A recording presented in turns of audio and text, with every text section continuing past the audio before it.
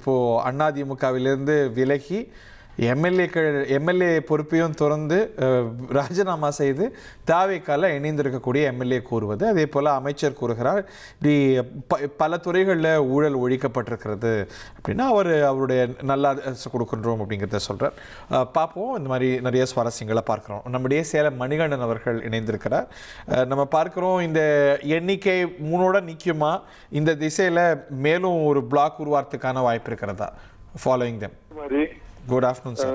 3ஓட விற்கும் அப்படின்னு நான் நினைக்கலைங்க. நிச்சயமா அது இன்னும் அந்த வேலுமணி தரப்புல இருக்கிறவங்க அடுத்தடுத்து இது மாதிரி ராஜினாமா பண்ணுவாங்க. ஏன்னா நான் கேள்விப்பட்ட வரைக்கும் முதல்ல ஆனா விஜயோட ஒரு ராஜதந்திரங்க, அதை எதிர் தரப்புல இருந்தாலும் நான் மனதார பாராட்டுறேன். ஒரு பக்கம் தன்னுடைய மதச்சார்பற்ற தன்மைக்கு எந்த விதத்திலையும் சின்ன பங்கம் கூட வந்துடக்கூடாதுன்னு விசிகாவ ஐயுஎம்எல்ல இவங்களை கூட சேர்த்துக்கிட்டாரு.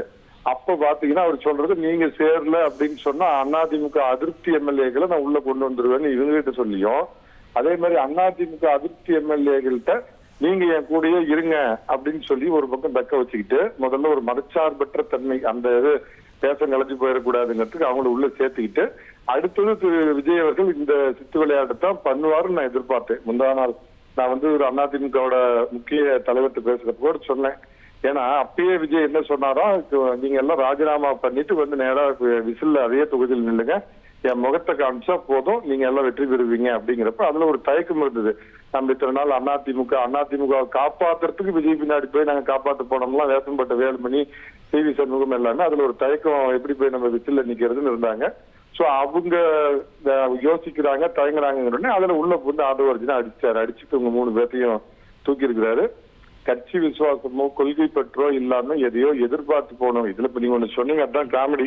பாத்தீங்கன்னா காங்கிரஸ்காரங்களுக்கு பாத்தீங்கன்னா இப்ப நடக்கிற ஆட்சி காமராஜர் ஆட்சி, அண்ணன் திருமாவளவனுக்கு பாத்தீங்கன்னா அம்பேத்கர் கனவு கண்ட ஆட்சி, இன்னைக்கு இந்த வேலை போயிருக்கிற அதிமுக முன்னாள் எம்எல்ஏக்களுக்கு பாத்தீங்கன்னா இது புரட்சி தலைவியோடைய ஆட்சி. எல்லாம் சொல்லிக்க வேண்டியதுதாங்க. இது தொடரும் தான் நான் நினைக்கிறேங்க.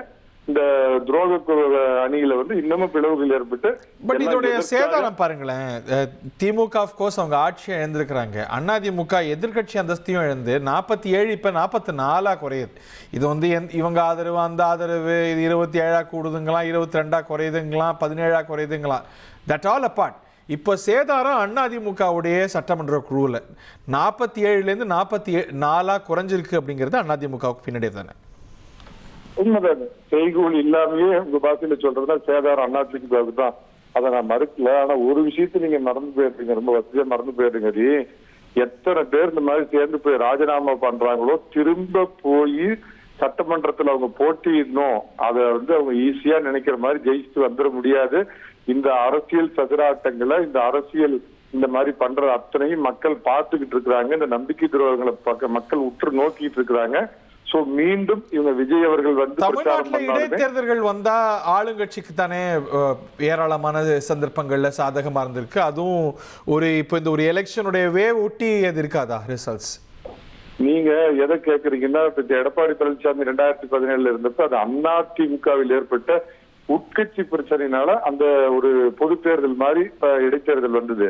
ஆனா இது அதிமுக சின்னத்துல நின்று இரட்டை இடையில வெற்றி பெற்று எடப்பாடி பழனிசாமி கையெழுத்து போட்டு கொடுத்த ஏ ஃபார்ம் பி ஃபார்ம்ல ஜெயிச்சுட்டு முதல்ல இப்ப என்னன்னு சொல்லி கிளம்புறாங்க, நாங்க அதிமுகவை காப்பாத்துறதுக்கு விசில் அடிக்க போறோம் அப்படின்னு விஜய்க்கு ஆதரவு தெரிவிச்சாங்க. அவர் வாங்கன்னு கூப்பிட்டு வச்சு ஒண்ணுமில்லைன்னு சொன்ன உடனே அடுத்துதான் என்ன பண்றாங்கன்னா, அந்த கட்சியவே திறந்துட்டு ஜெயிச்ச சின்னத்தையே மறந்துட்டு இன்னைக்கு அவர் கட்சியிலே இப்ப இணைஞ்சு விசில் சின்னத்துல நாளைக்கு இவங்க போட்டிடுறப்ப, என்னப்பா இது 1 மாசத்துக்கு முன்னாடி தானே ரெட்டால புரட்சி தலைவர் அதுல ஓட்டு கேட்டீங்க.